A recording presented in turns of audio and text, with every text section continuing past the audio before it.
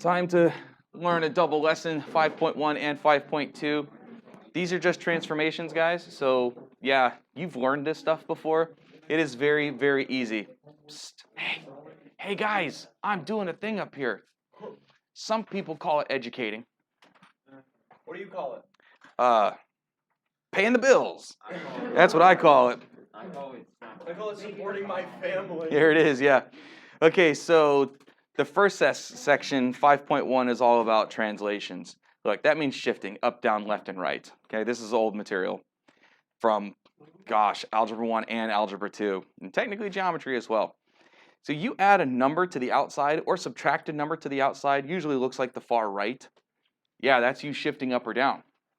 If that number is bigger than 0, meaning positive, you went up. If that number is negative, you went down. Aw. That one's pretty easy. Now, I like to call them inside changes and outside changes, all right? So outside changes means happens outside of the function notation, happens outside of the f of x. Well, as it turns out, any kind of change that happens outside of the f of x, that's a y change. It's always going to do something vertically, always. It's always a y change. And the reason why is because f of x really just says the y values. So this right here says the y values plus a number, or the y values minus a number, which is why it goes up and down. So outside changes, y changes, they do exactly what you think they would do. Adding goes up and subtracting goes down. Okay. Now inside changes, something that happens inside the function notation like you're seeing here. Because that's where the x's are, inside changes are always going to change your x. Again, adding and subtracting is just a shift. The problem is inside changes are opposites. Subtracting a number actually goes to the right, and adding a number actually goes to the left. You guys know, just real quick, vertex form of a quadratic? See, I just write this. Everybody knows what the vertex of that is, right? What's the x value of the vertex? -3. You see how you said the opposite of what you saw in there? That's because inside changes are opposite. Okay, that's why. So yeah, subtracting a number, that goes to the right. Adding a number, that goes to the left. And this is all review from Algebra 1 and Algebra 2. The only new thing for today is this last bullet. IB wants you to treat your translations as vectors. A vector is, do you remember in geometry what a ray is? It's got a beginning but points in one direction forever. It's also known as a vector. And any of you that does any stuff in physics, you deal with vectors often.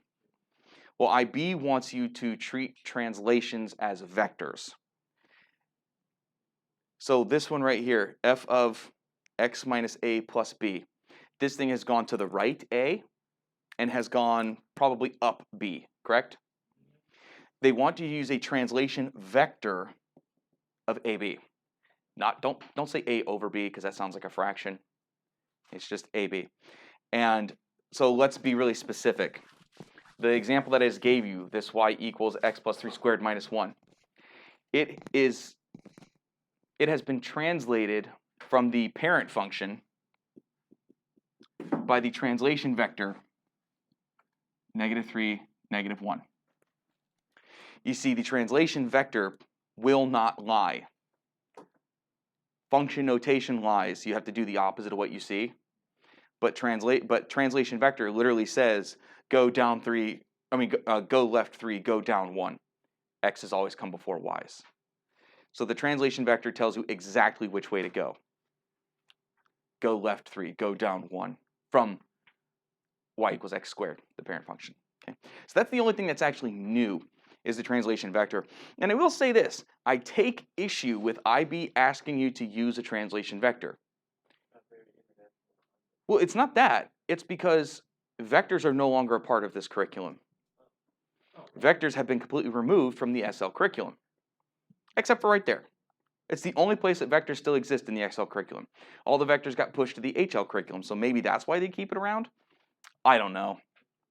I just know that you need to know how to use a translation vector. It does not lie. It says exactly which way these things are going. X's come before Y's. Okay. Now, let's, is that, oh, I was gonna say, I thought that door was locked. F of x equals x squared. Let's sketch the graph of f of x equals x squared. Okay, well, it's the parent function, right? So it exists at 0, 0, 1, 1, 2, 4, so on and so forth. Negative 1, 1, negative 2, 4, because it is a quadratic. Wow, that was awful. But there is your f of x. We've been told to sketch the graph of f of x minus 2 minus 4. That doesn't mean I want a new equation. That just means I want you to take that blue graph and then shift it the way that you've been told to shift it. So how have you been told to shift it? Well, the x minus 2 on the inside says go right 2, and the minus 4 on the outside says go down 4.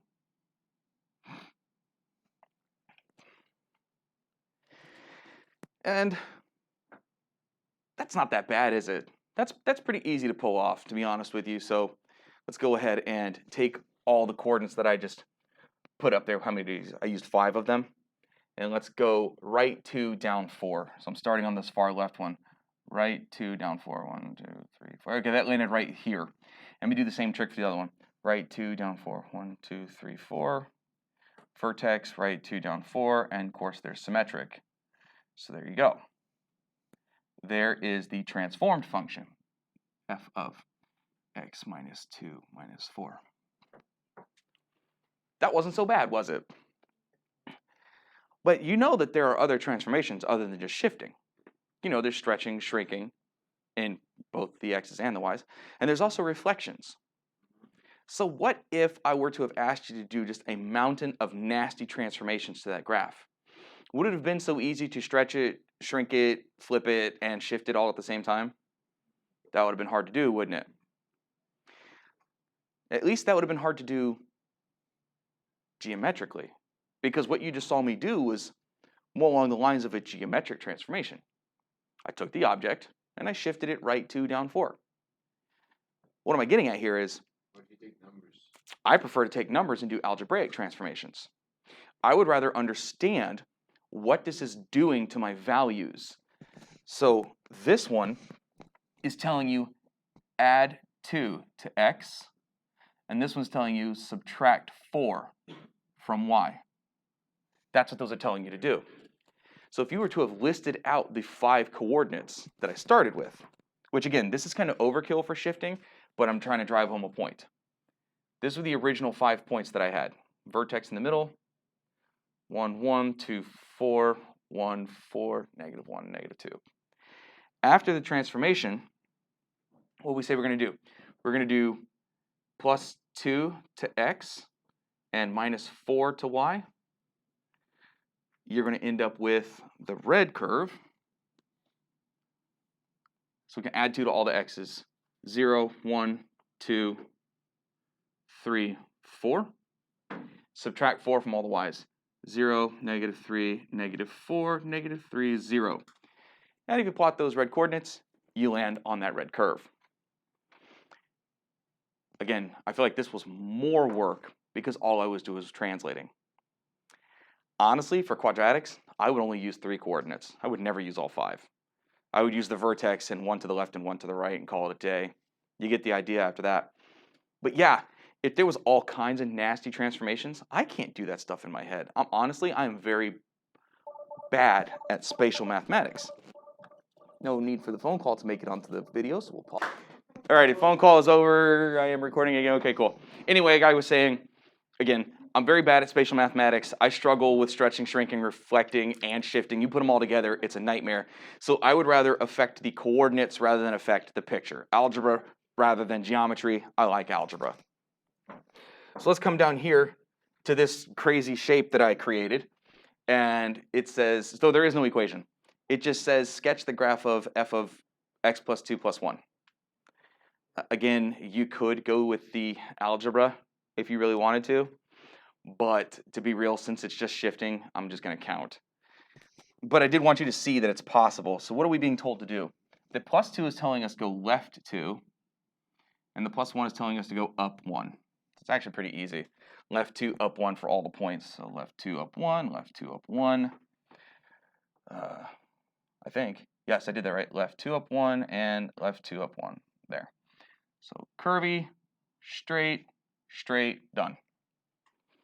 It's that easy. Very, very, very simple. Sir. All right. This question might be incredibly stupid. I'm a teacher. I hear them all the time. Why does f of x exist? I feel like you should just be able to write it as like y. Well, okay.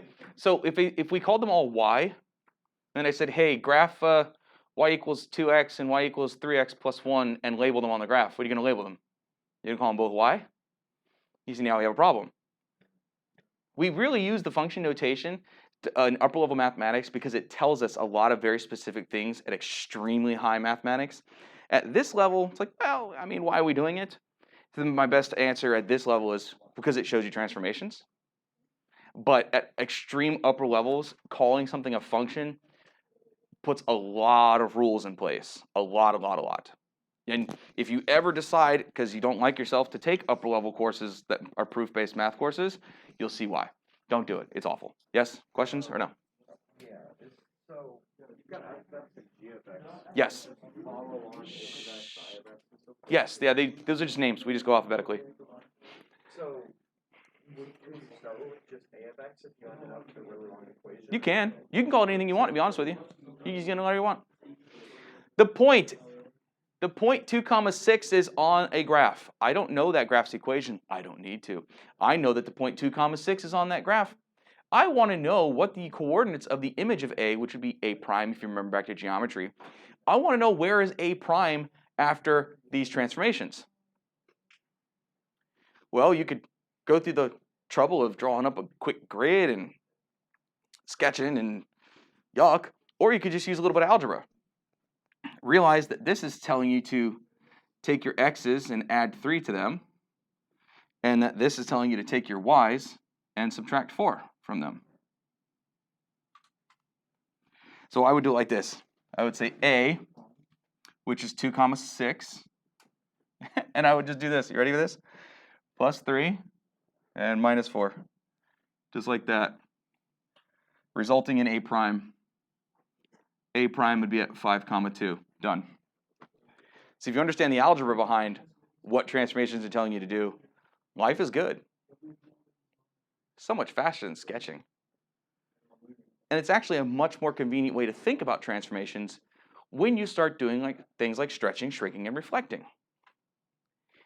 That was all the notes I had originally planned for today. So there is a homework assignment that goes along with this. And so you'll see on the calendar where it says section 5.1, whatever its homework assignment is. Section 5.1's homework assignment is number 4. Now to do section 5.2, which is homework number 5.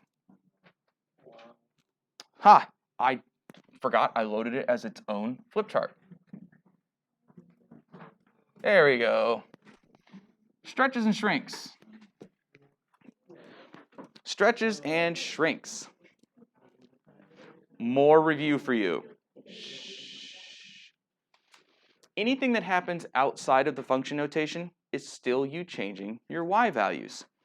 But you see, for this set of notes, we're going to be multiplying by things. So we're either multiplying by a number on the outside of the function notation, a times f of x, or IB uses p. Well, those turds. Okay. P times f of x. Since this is outside of the function notation, this is you multiplying your y values by something. And the nice thing about it is, well, remember when you were shifting things up and down? If you said plus, it went up. If you said minus, it went down. You see, the y changes always do exactly what they look like they're doing. So multiplying by a number bigger than 1, let's just say p is 2, that is doubling your y values. It's literally doing exactly what it says. So you put a number in front of f of x, a multiplication of some sort. It's either a whole number or it's not a whole number. If it is a whole number that is bigger than 1, actually if it's any number bigger than 1, let's go that road. Any number bigger than 1, whole number, decimal fraction, I don't care. If it's larger than 1, you have vertically stretched that graph by whatever that number was, vertical stretch, factor p. But if that number is between 0 and 1, be careful, don't say less than 1 because that implies negatives, and negatives are their own transformation. If it's any number between 0 and 1 that you're multiplying by, you're shrinking this object. Vertical shrink factor p.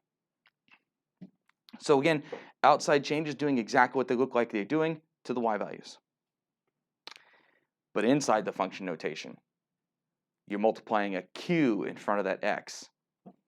Again, that q could be a number between 0 and 1, or that q could be a number bigger than 1. It can't be 1 because that's not doing anything. But you remember when we were shifting, the inside changes did exactly the opposite of what they look like they're doing? Be darned if the stretching and shrinking isn't the same logic.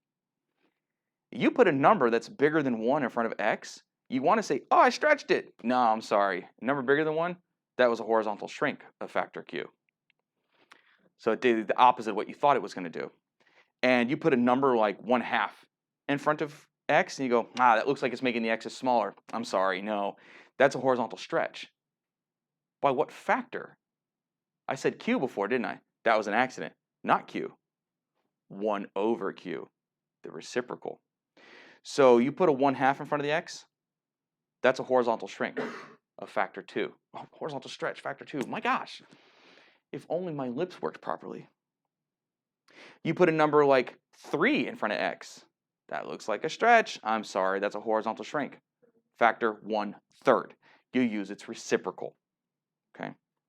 So whatever number's in front of x, its reciprocal is the effect that that number has. 1 over q.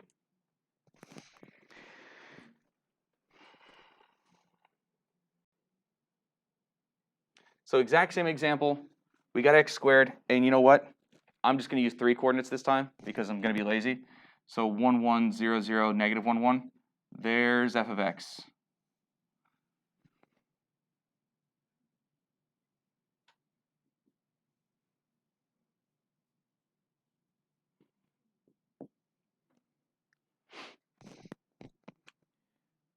We have been asked to graph 2 different things. We've been graphed to ask f of 1/2 x. I'll do that one in red. The effect is the reciprocal effect. So the reciprocal of this is 2. So this is a horizontal stretch.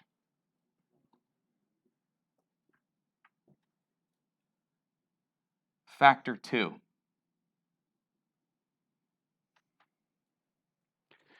So what effect does that have on the coordinates? Well, since it's horizontal, it's playing with the x's, which you can tell because it was inside, so it was affecting the x's. It's multiplying the x's by 2.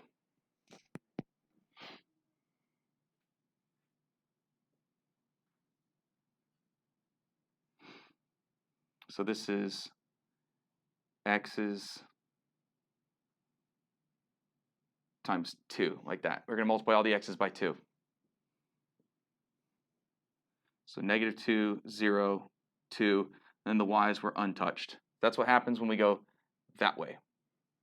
And I'll do the other one. I'll go down and to the right. So let me just plot those coordinates. Let's see, 0, 0, 2, 1, negative 2, 1. Whee! There you go. And it's color-coded, so that is f of 1/2 x. And it got wider.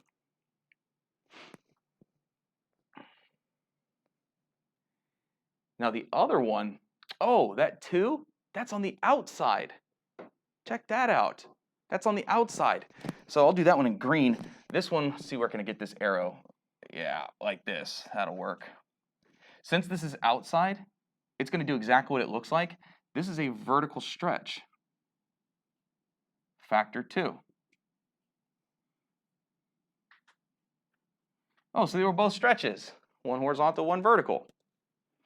Cool. So what does that do to the y values? It literally takes the y's and multiplies them by 2.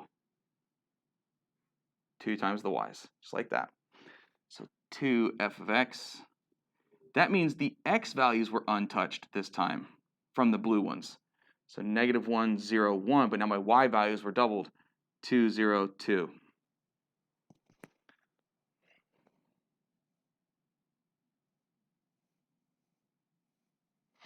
Good thing it's color-coded.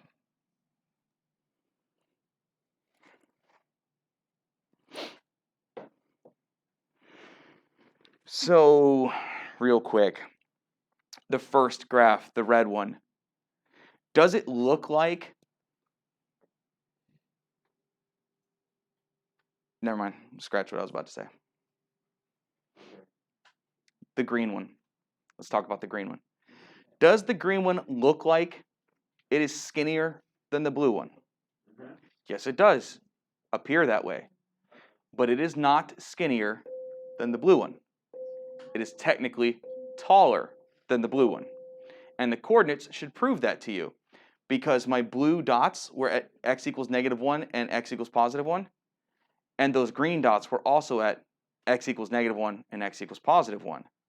You see, the x's were unaffected. That's how I know that I did not make this graph wider or skinnier, because I did not affect the x's on that green graph. I affected the y's. So it looks skinnier, yes it does, but it's not. It's technically taller. And I like to be technical in my life. Maybe it's the gifted in me, I'm not sure. But I tell my wife all the time, please be more specific.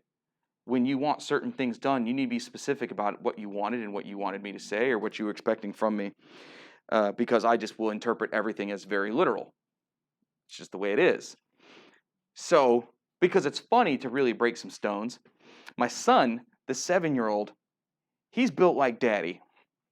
He's thick, okay? Now, so he's built like me, just kind of stocky, you know. When he was a baby, people used to say things like, oh, look at him. He's going to be a football player. Oh, look at that bruiser. Because those are nice ways of saying your baby's fat. Now, the boy was fat, all right? And I called him fat face. I come up, hey, you fat face, because the dude he didn't have knees. He had cinnamon buns, right? And you know how you say people that are really fat, you say they don't have ankles, you say they have cankles, because calf ankles?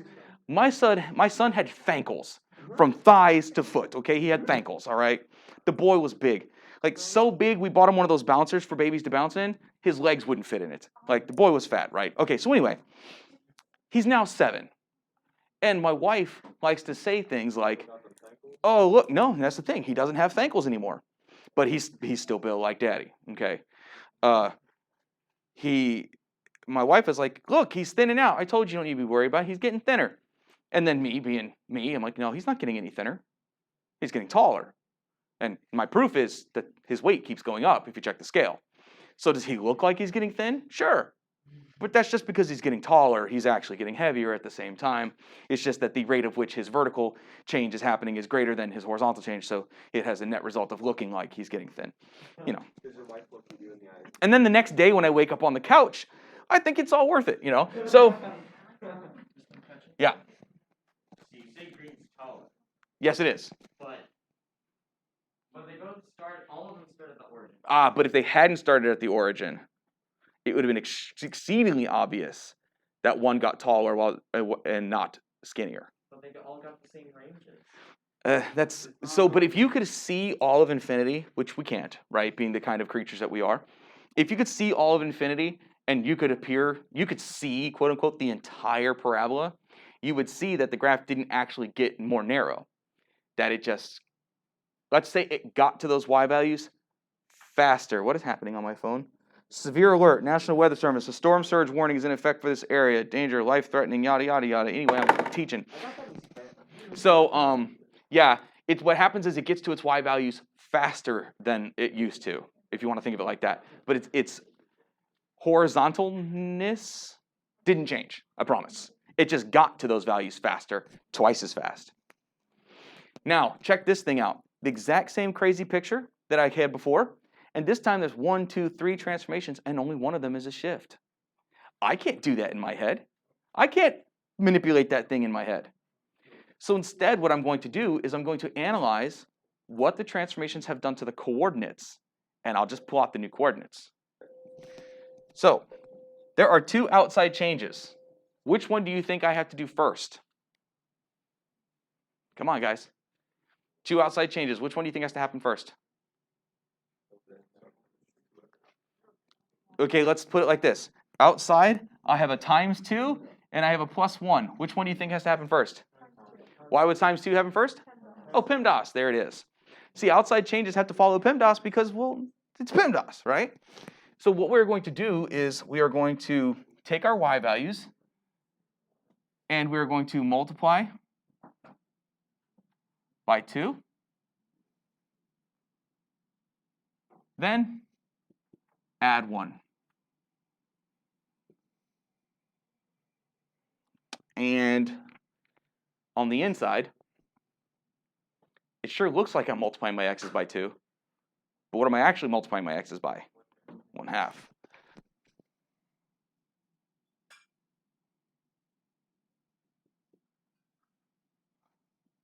So we take our original coordinates, and they were red, so I'll write it in red. F of x, coordinates of -2, 0. I forgot to write xy, sorry. -2, 0, 0, 2, 2, -2, 4, -2. We take our original coordinates and we perform the transformations that we see over there, and we take, and I'll do this one in green, so this will be 2f of 2x plus 1, x's, y's. First of all, let's do the x's. It says multiply the x's by 1/2. That is a result of cutting them in half. -1, 0, 1, 2. Very simple. The y values. We need to double them, then add 1. So 0 doubled is 0 plus 1, plus 1. 2 doubled is 4, plus 1, 5. -2 doubled, -4, plus 1, -3. And, oh, same thing. Like, I have no idea what that shape was going to look like. But I don't need to know, because I know the algebra behind it. So -1, 1 is here, and 0, 5 is, whoop, barely fit on there. 1, -3 puts me here, and 2, -3 puts me here. Curvy, straight, straight. Wow, we had both a horizontal shrink and a vertical stretch. Now, let's talk, Zach. What? Let's talk. Okay.